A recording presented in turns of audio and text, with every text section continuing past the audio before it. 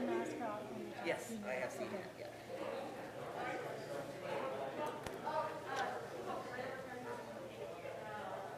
And it was right after I invested in my KN95s that the health people said, well, not so important anymore. Did they say that? Because I'm getting really tired of them. And I just,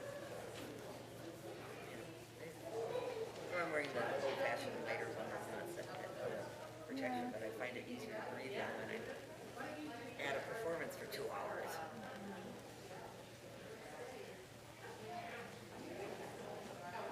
But then all bets are off. The new variant coming around. Oh, I know. But you are good enough. You are. You're gonna be on a boat. I gotta find Claudia. That's, well, come on.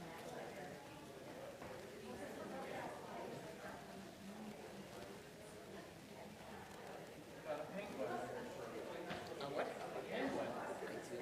I do. It's a very warm shirt, which is one reason I'm wearing it. The other is, it's silly. I like silly things. I have. And I thought you were totally serious. I know you did. I know you did. I'm sorry to mess with your brain. So what did you do about the shirt business? The shoes you were switching out. Oh, I switched that one. That's all you did.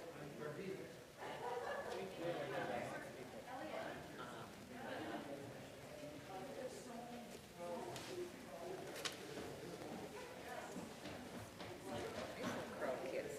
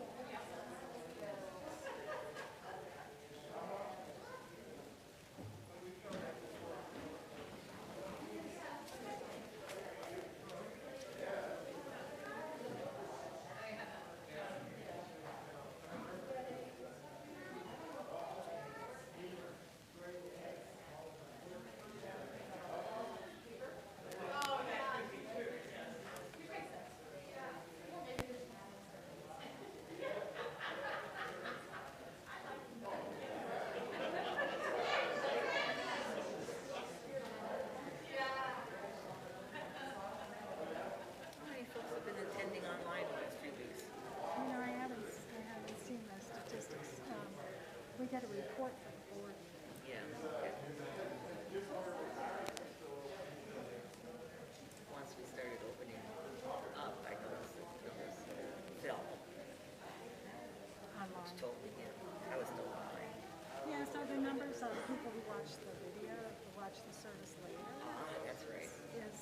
it's interesting. Sometimes I think it's word of mouth. We should see what happens.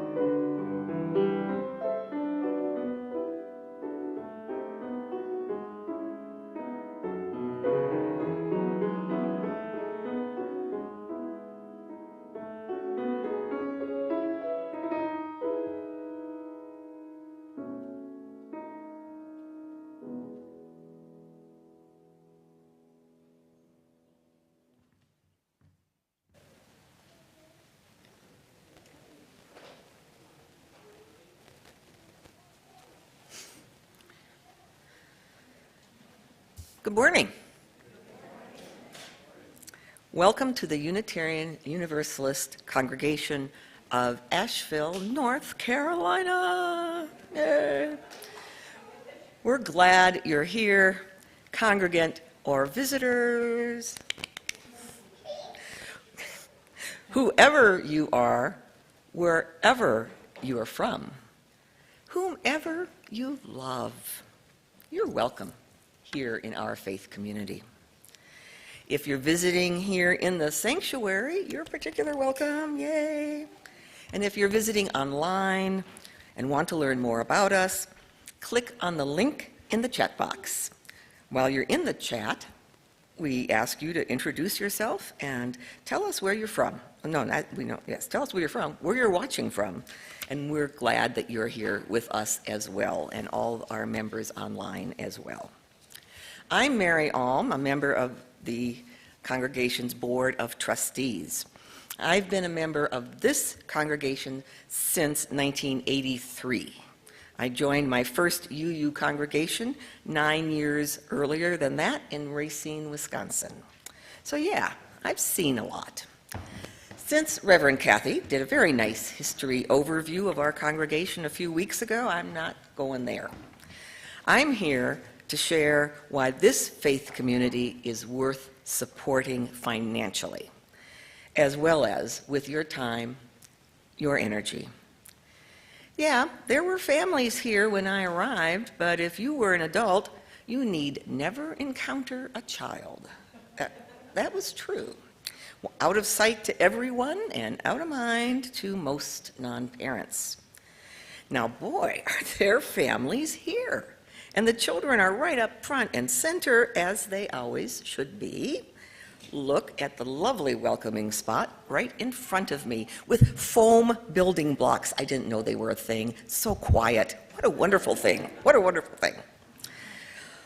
Long ago, I stopped speaking of our children as the future of our faith. They're here. They're now. They are the present of our faith. And don't get me started about trying to engage in social action back in the day. We put so many roadblocks in the path of caring members. Now, because of caring individuals, I take one day a month to stock our street pantry that you saw a picture of on Charlotte, and I pick up diapers and gift cards from Lutheran Services Carolina for the Afghan refugee family we've kind of adopted. And caring folk have now put me in the loop on the beloved Small Homes Project, as well as the needs of our own members, whether providing food through meal trains or small services to the isolated or ill. This congregation is us people. No one else supports us but us. So please, please be as generous as you can with your annual commitments. I think we're worth it. Thank you. Now, let's prepare for worship with today's centering music played by our own music director, Dr. Les Downs.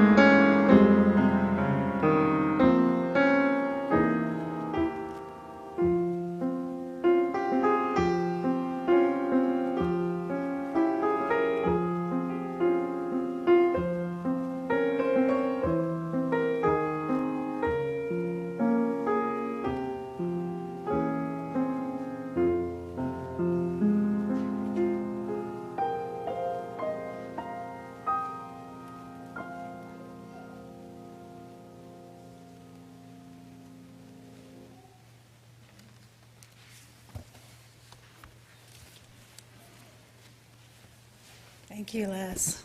Good morning. I'm Reverend Kathy Harrington. I'm the interim lead minister of this congregation. I'm glad to see all your faces this morning. I chose opening words from Reverend Scott Taylor. We come with our doubts, worn out and worn down, wanting again to trust, to believe that hope is not as fragile as it seems, that division is not as deep as it sometimes appears. And so we light our chalice this morning as an act of faith, a reminder, a redeclaration, a rekindling of the trust that darkness can never shut out the light, that kindness is more powerful than we know, that humility and accountability allow us to change, that together we can most certainly bend the arc of this beautiful universe toward justice.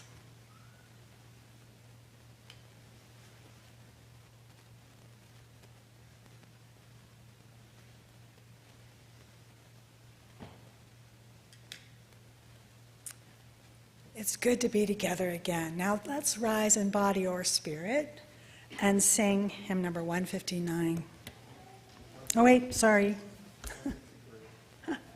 What is it? 163. Oh, sorry folks. Wrong script. 163. For the earth.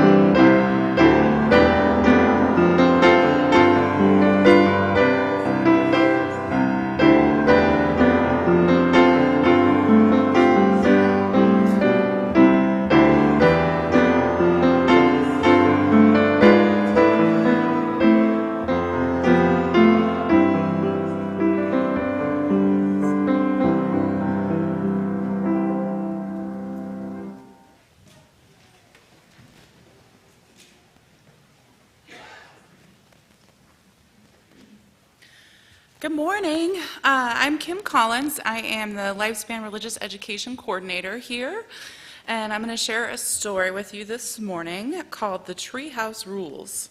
And this is part of the Love Connects Us curriculum, and it was adapted by Lynn Unger and Michelle Richards. The treehouse was built on the congregation's grounds over 3 Saturdays in September using donated lumber and the donated labor of the families who attended the church and other adults who wanted to help with the project. Even the kids got involved, especially those aged 10 and up, by pitching in and helping in any way that they could during the construction. And it was a fantastic place once it was completed, with a window that faced the nearby playground, a rope ladder to climb up, and a slide to exit. While everyone was happy that the treehouse was there after all the planning and construction, it soon became a problem. When too many kids wanted to enjoy it at once, their different ideas about how to use it came into conflict with each other. The younger kids got a thrill out of running races through it, hurriedly climbing up the rope ladder, rushing through the treehouse to race down the slide over and over again, one after the other. But the other kids, the older kids, wanted to hang out in the treehouse after the worship service ended, playing games like jacks and cards. One day, a second grader racing by interrupted the fifth grader's game of cards for the third time. That was it. A fight broke out with some name-calling, pushing, and some tears. The adults demanded that the treehouse be off-limits until the children learned to cooperate with each other. Other adults protested that their children had special rights to use the treehouse because they had helped to build it. The Religious Education Committee had meetings about a policy for use of the treehouse. They were getting ready to report to the congregation's board of directors with their findings. Meanwhile, the minister considered bringing in a consultant from the district to address the conflict, which had now spread through the entire congregation. But while the adults were arguing, holding meetings, and creating policies, something happened. The children who had been temporarily banned from the treehouse started talking to each other and looking for ways they could all use the playhouse together. A few of them remembered the covenants that they had created in their RE programs. They suggested a covenant could be created for how the kids could use the treehouse. So they sat down and talked about why they liked the treehouse and what made it fun. They discovered ways that they could all enjoy their treehouse in the way that they wanted to. They came up with a covenant which laid out how they would be in the treehouse and how they would respect others who were also using the space. Just as the adults were starting a congregational meeting to adopt a policy for the use of the treehouse, some church leaders looked out the window. They saw the children cooperating with each other and using the treehouse without conflict. A teenager was dispatched to the treehouse to discover what rules the participants had come up with, and when she reported back to the adults at the congregational meeting, the announcement came that the participants had created a covenant with one another. The adults were humbled. Some sheepishly glanced at their church covenant framed on the wall, hanging there and mostly forgotten. The congregational meeting was adjourned. The adults went on their way, reminded of the power of covenants, working together to find a solution, and the commitment of people in right relationship with one another, all because of the treehouse rules.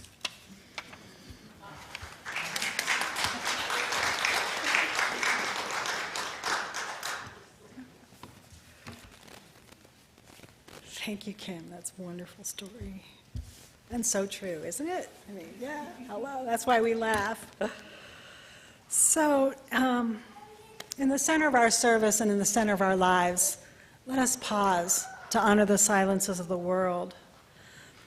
This morning, I'd like for us, instead of me doing a meditation or prayer, I'd like for you to rise in body or spirit and join me in singing the hymn 159, This Is My Song, in solidarity with Ukraine, the people of Ukraine.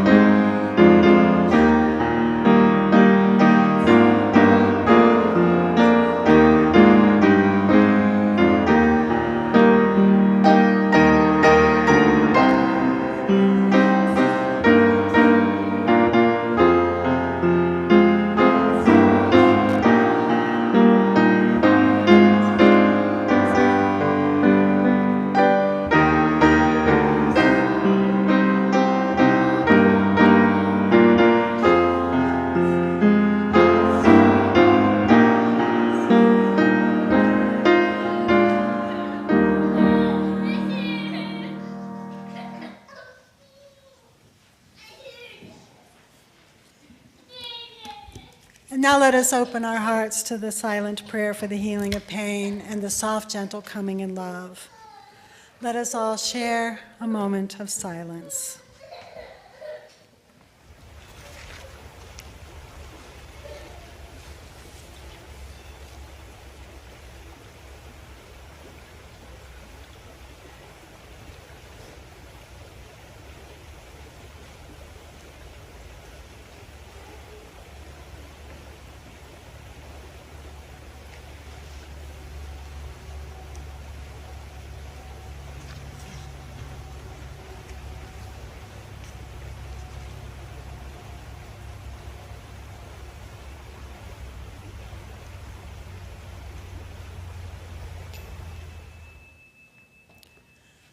And now it's time for acknowledging our joys and sorrows with a candle lighting ritual. You're also invited to come, if you'd like, to tie a ribbon in solidarity for the people of Ukraine.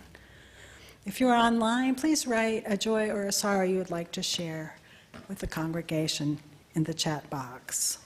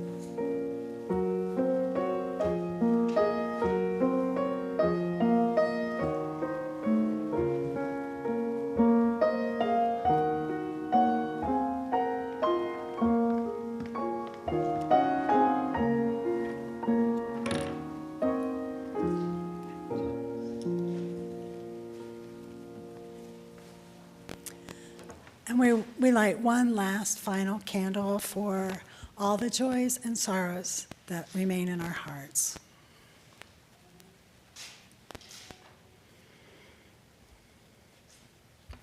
If you have shared a joy, know that this community rejoices with you. And if you have shared a sorrow, know that you are held in love and care by this community.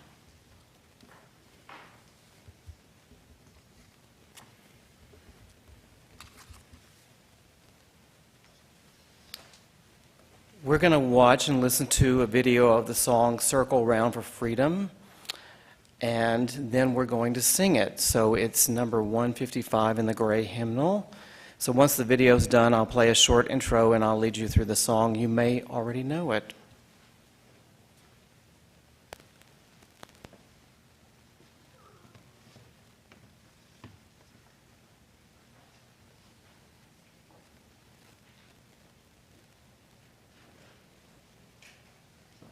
Circle round for freedom, circle round for peace, for all of us imprisoned,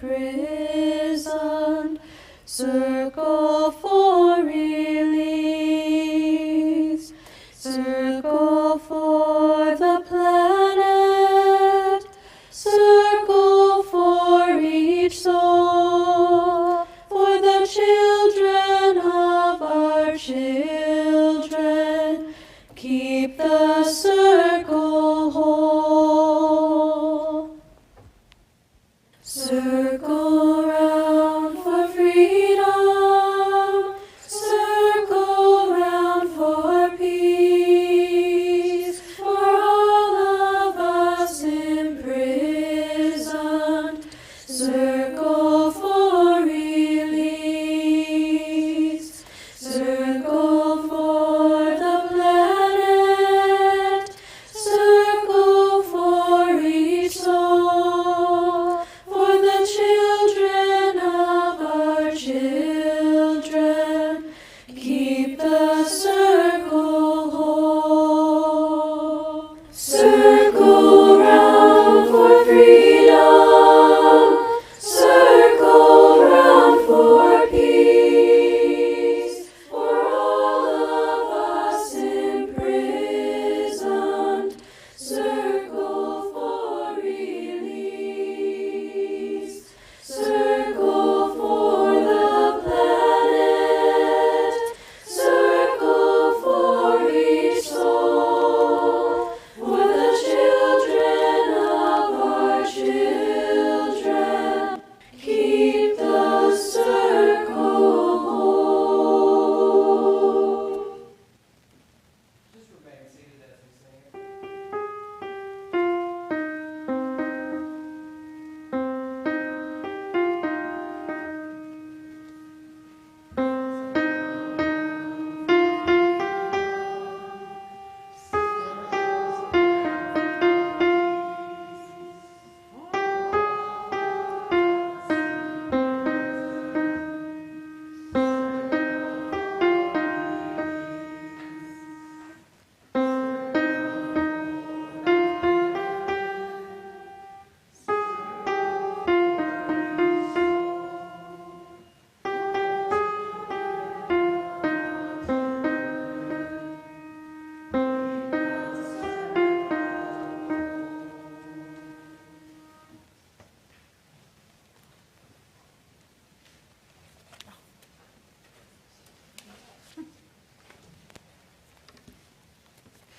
Good morning. My name is Laurel Jernigan, today's worship associate. As I was researching this month's theme of renewing faith, I came across this quote from the poet Albert Hufstekler in his poem, The Edge of Doubt. There is always that edge of doubt. Trust it. That's where the new things come from. And this led me to reflect on an experience over the last year that has renewed my faith.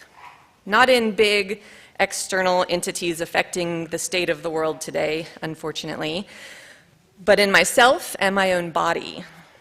After a traumatic bike crash when I was 11 years old, and then a subsequent but unrelated life of serious back problems, learning mountain biking was not something that I ever thought I would do in my 40s. Because I doubted my body's ability to handle the required balance and coordination, and on top of that, I was still really scared of falling again. So when I decided to learn to ride so that I could go out with my son, it was a big leap of faith for me. I spent a lot of time riding alone on paved trails, just figuring out how gears worked, and then progressed to riding very slowly on dirt trails. Eventually, I felt ready to go out with a friend who took me on a steep downhill trail. I made my way down very slowly until the very end, when I felt confident enough to go a little bit faster. I let go of my brakes entirely, went way faster than I was comfortable with, and then two things happened. I had so much fun, you guys, and I didn't fall. Now, I have fallen since then. I've been riding a lot.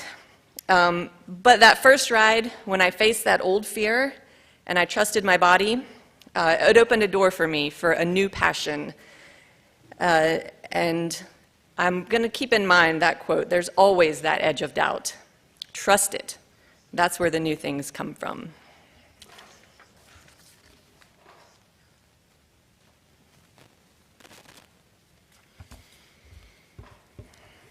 Thank you, Laurel. That's really great. A reading by Lao Tzu. If there is to be peace in the world, there must be peace in the nations. If there is to be peace in the nations, there must be peace in the cities. And if there is to be peace in the cities, there must be peace in the neighborhoods. If there is to be peace in the neighborhoods, there must be peace in the home. And if there is to be peace in the home, there must be peace in the heart. We are living in difficult times, and sometimes we can feel helpless in this face of such suffering and discord and war. But if we heed the ancient wisdom of Lao Tzu, there is something very real we can do to help bring peace to our broken world. We can start with the heart, our own hearts. This sermon is dedicated to the ways in which we can examine how to change this atmosphere of discord and conflict in our hearts and our homes and cities and nations. By knowing ourselves better, by knowing what triggers us, what triggers our anger, by understanding our assimilated assumptions and our emotional reactions, and by unpacking our fears, as Laurel did, and our insecurities. As a society and as individuals, the habits of our minds and the habits of our hearts will result in an endless cycle of conflict and suffering until we begin to make those changes and change our habits. I'm not suggesting that we can change our spouses or our neighbors. We won't be successful if our goal is to change our family or our co-workers. We must look inside our own hearts to truly know ourselves first. Like the song, "Let there be peace on earth and let it begin with me." When we focus on the mistakes of others, Marshall Rosenberg, a nonviolent communications specialist, says, we provoke defensiveness and we create the conflict. He writes, any words we use to imply the wrongness of others are tragic, suicidal expressions of what's alive inside us. It diminishes us when we become judgmental and critical, and it just doesn't work. Reverend Forrest Church, a Unitarian minister, wrote a final book as he was dying of cancer, and he shared his wisdom of life and of death. And he believed, he said, that when he dies, his love, which has been far from perfect, will live forever. He says, your love, too, will certainly live long after your death, continuing to touch heart to heart long after you are gone. And we know from experience, he writes, that our indifference, our cynicism, and hurt feelings leave little mark on the world. The world quickly sloughs off our complaints against it. But love it, and someone, somewhere, will remember it. To make changes in our unconscious habits, we first have to identify them. To identify them, we have to cultivate an awareness through conscious reflection. Scholar Patricia Cranton writes that transformative learning involves reconstructing our established frame of reference. Our frames of reference are complex webs of assumptions, expectations, values, and beliefs that act as a filter or a screen through which we view ourselves and the world. Things like journaling or joining a Soul Matters group can help us begin to reflect on our failed stories, those things that we have been telling ourselves over and over again, the failed narratives of our lives that influence the way we view the world and hamper the choices of possibility, the choices that we make over time. I studied conflict analysis and engagement at Antioch University a few years ago, and one of the books I read, the text was called Learning as Transformation, and they delved deeply into this process. To be able to help others reconcile conflict, we have to know our own assumptions. Know thyself, right? So I personally resonated with this because this is the journey I've been on for decades. My own failed narrative. A pregnant teenager, told myself, disappointment to my parents, missed college to become, God forbid, a hairdresser and a divorced single mother. I refuse even still to use those other titles assigned to the unbelievably creative career that sustained my life, like beautician. But anyway, it's helped me send 3 kids to college. It was a good career. I refer to the dreaded terms beautician and cosmetologist, which seemed sort of to me demeaning. I found surprising comfort in Barbara Kingsolver's book, The Poisonwood Bible. Her character, the daughter, articulated a secret through the thoughts of her own thoughts, and she was so filled with shame, she said, that my insides are lined with shame like a badly wallpapered bathroom. For the first time in my life, I felt really understood. Oh, yeah, I totally get that. And isn't that one of the greatest gifts life has to offer? So I began working on changing the wallpaper, and it took a long time, I can tell you. So it helps, though, sometimes to have someone to talk to be able to talk it through, a minister or a counselor or a spiritual director. So here's an example of one thing that happened to me. More years ago than I care to admit, my younger son Andy's bedroom was next to our master bedroom. Andy was about 11 years old and growing like a weed. He had grown like 6 inches the year before. And his room was small, and it had a twin-sized bed. You can imagine, poor Andy. My older son, Paul, had the bigger bedroom because he was the oldest. And every time Andy turned over in the bed, his feet would hit the wall, and there would be a ruckus, and this did not help his already strained relationship with his stepfather. I was exhausted, and I was at a loss, just feeling so helpless to resolve this problem that I mentioned it to my counselor, who made a simple observation and said, "Why don't you switch the boys' bedrooms?" I never thought of that, of course. So with some persuasion, my older son took the smaller bedroom, and everyone was happier. And I understand now that that is what a successful negotiation looks like. Before I began my studies at Antioch, I had a very narrow view of negotiation.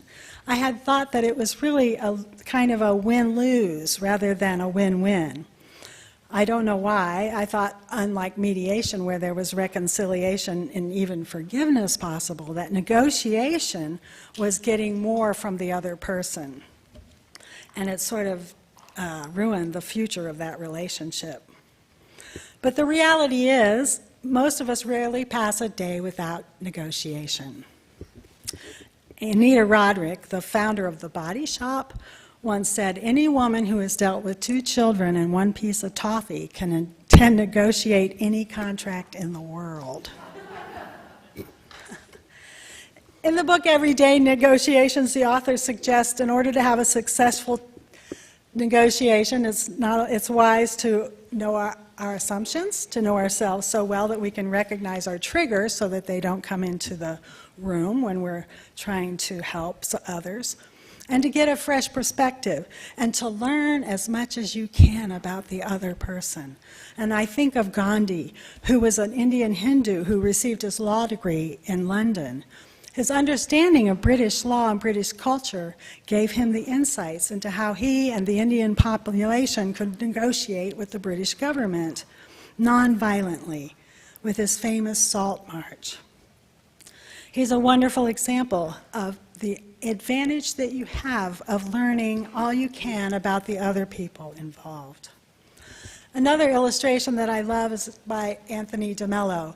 In a little story, he has wonderful little anecdotes. This is called At One Meant. When a man whose marriage was in trouble sought his master's advice, the master said, "You must learn to listen to your wife." The man took the advice to heart and returned after a month to say that he had listened to every word his wife was saying, and it hadn't helped. The master said with a smile, "Now go home and listen to every word she is not saying."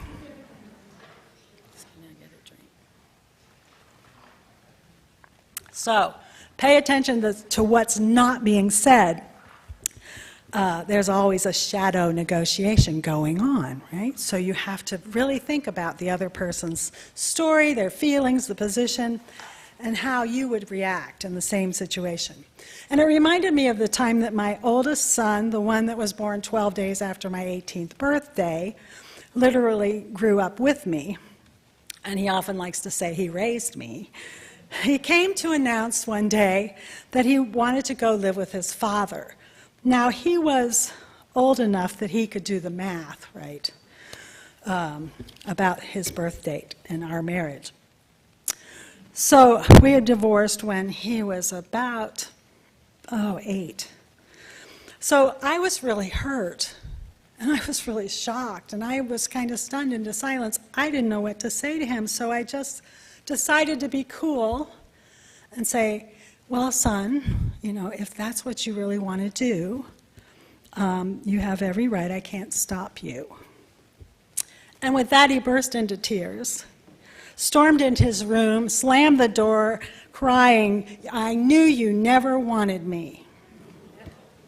He didn't want to live with his father. He just wanted his mother to tell him how much she loved him. It was not a rebellion. It was a call for love. It was the hidden agenda, and I had been clueless. How many conflicts are just that, a call for love? Listen to what they're not saying. Appreciate their ideas. Don't back someone into a corner. Give them room to save face. If we stay in the present moment and focus on a person's humanity first and foremost, and I realize this isn't always easy, but it is the first principle of our faith, is it not, to affirm and promote the inherent dignity of every person. And from this place, I think that we have a better chance of having a successful outcome.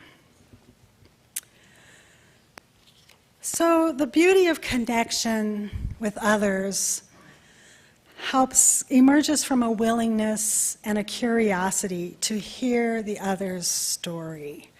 This is the beginning of that infinite potentiality.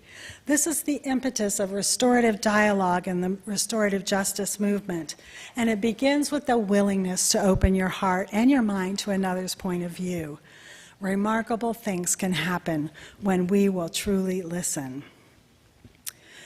Know thyself. Learn everything you can about your counterpart, whether it's at work, home, church, or the larger conflicts such as war. It starts small, but it's bigger. Peace in the world starts with peace in the heart. I'll tell you a story. I was the manager of a Regis hairstylist salon many years ago. Those are the ones in the malls. Things were going smashingly. I was working towards winning an award for our success. We were doing so well, and one of my employees secretly opened her own salon. And she walked out and took 4 of my stylists with her. I can tell you it was no small thing to lose 5 employees, 5 stylists in one day. And I called the home office for help, for advice. My supervisor instructed me, from the corporate office, a very big company, to not tell the clients of these defecting stylists where they were working. And then she attempted to comfort me by saying, "Oh, come on, let's face it, Kathy, hairdressers are a dime a dozen, and they're not very bright." I guess she forgot who she was talking to. She was making a generalization that really said more about her than anything else. Her comment was really prejudiced and ignorant. If you've ever had a conversation with your hairdresser, you know that they are interesting, talented, caring, bright, and so much more. So I told that supervisor, I didn't even hesitate, that I would not only tell the clients of those stylists where they were working, I would also give them the phone number.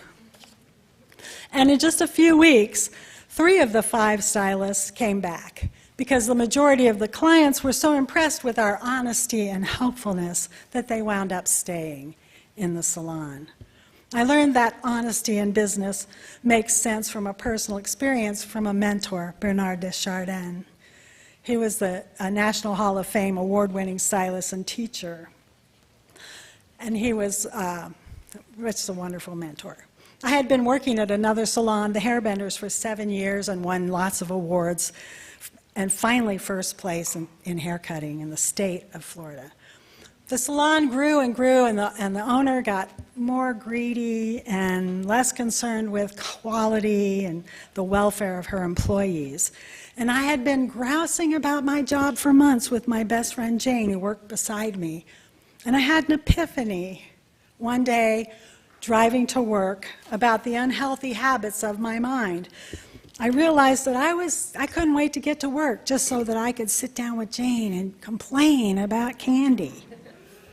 Thank goodness, I recognized what was happening. Misery loves company, right? And when all I had to look forward to in a day was to complain, I knew it was time to go. And so I went to Bernard's salon on my day off, and he hired me on the spot. And he said I should give my boss notice, 2 weeks' notice, and I could start whenever I was ready. So it was hard to tell her I was leaving, and she fired me on the spot and made me grab my things and leave immediately. They took my client record so I couldn't call my clients. That was a big mistake. That's where I learned the mistake. All it took was an ad in the paper with my picture and a caption that read, "La Tête welcomes a champion." It was so much better to be happy than to dwell in misery. So I'm going to close with one more story. Humor is a wonderful tool in negotiation. Have you ever negotiated with your kids? I'm sure you have. Like borrowing money from a 12-year-old, which I did a lot because I was a single mother. And he was a little entrepreneur who bought a lawnmower when he was 8, I think. He was always flush with cash. And so he loaned me money, but discovered that I was often delinquent in paying him back. And so one day he brought me a contract to sign before loaning me another dime. It was a litany of regulations with explicit caveats like no excuses accepted, no attempts to renege by saying if it weren't for me, you would never have been born, or if it weren't for me, you wouldn't have a bed to sleep in or food to eat. And he closed the contract with the following sentence in all caps. If you don't like these rules, tough bleep, borrow from someone else. It hasn't changed. He's 52 years old now and still flush, and will likely be the one to take care of his old mom. So there it is. If you find yourself in a conflict situation, don't neglect the other side's problem. Understanding their point of view is so critical. See what they love, what matters to them, and that will lead us to that deepest and surest human place, which is where we always want to begin. If we want to change the world, we have to change our own hearts and our minds. And in the end, it is the love that we pass on that endures long after we are gone. May it be so. And now, please rise in body or spirit and join me in singing one more step. Hymn number 168.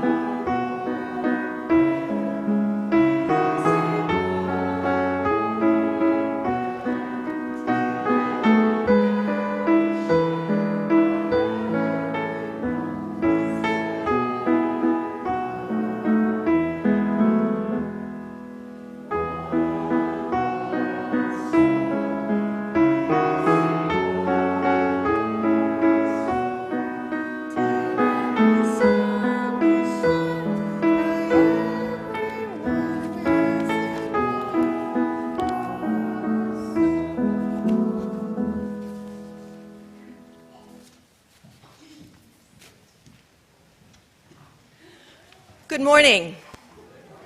I'm Reverend Claudia Jimenez. I serve this congregation as Minister of Faith Development, and this morning I am honored to share with you a special recognition. But before I do that, a little background.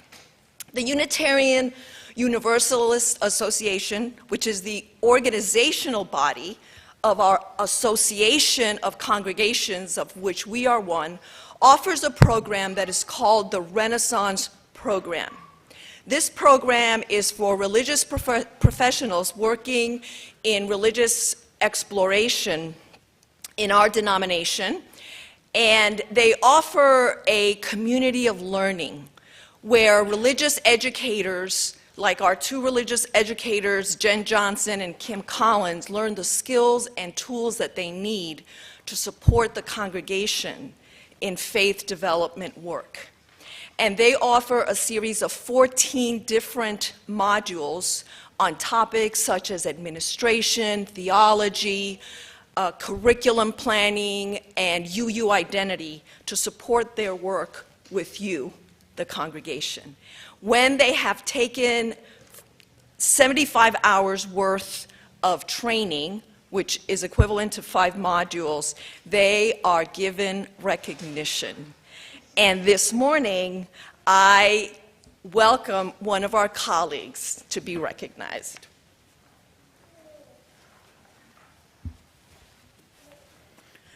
So our Lifespan Religious Education Coordinator, Kim Collins, has been recognized for this commitment with this Renaissance certificate. It is important to honor this milestone in her professional life. Kim, we are grateful to you for your service and for your commitment to the children and the families in this congregation and to our faith. Thank you so much.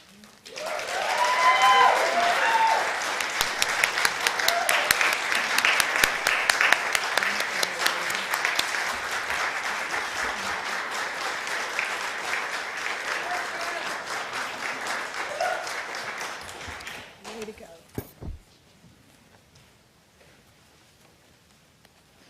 Now for the work of our congregation. Our announcements are now running as slides at the beginning of the service. If you missed anything or you saw something you want to follow back up on, those are all going to be in Thursday's weekly e-news. So everything's there. Our community plate recipient this month is HERS, providing education and support navigating healthcare for women, particularly women of color, with ovarian cancer. You can designate Community Plate on your check or online donation to support this important community organization. We'll now begin our offering. For the gifts of your time, talent, presence, and financial support, we're truly grateful. Thank you.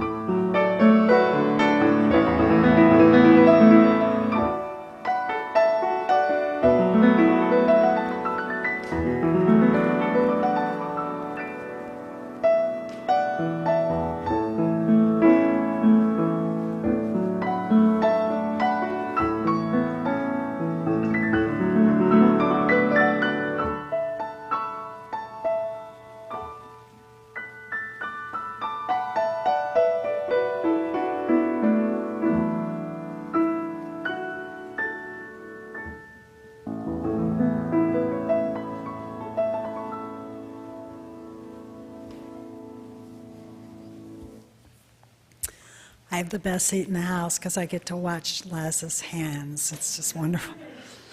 It's a joy. The closing words this morning are by Joel Miller. Before I read them, I want to say that we aren't having a Zoom coffee hour this afternoon because we don't have a Zoom host. So this is hard to fill a host for the Zoom meeting. So if you're interested in volunteering for that, please let me know and contact Venny. Venny's raised her hand. Thank you. Thank you. By Joel Miller. Let our lives be a prayer that waters dry souls, mends broken hearts, refuses to be terrorized, seeks this world's beauty, and carries us through its storms. May it be so. Go in peace and blessed be. Oh, and let's now sing our closing song. Please rise in body or spirit and let us hold our hands up in celebration and gratitude and sing Longtime Son.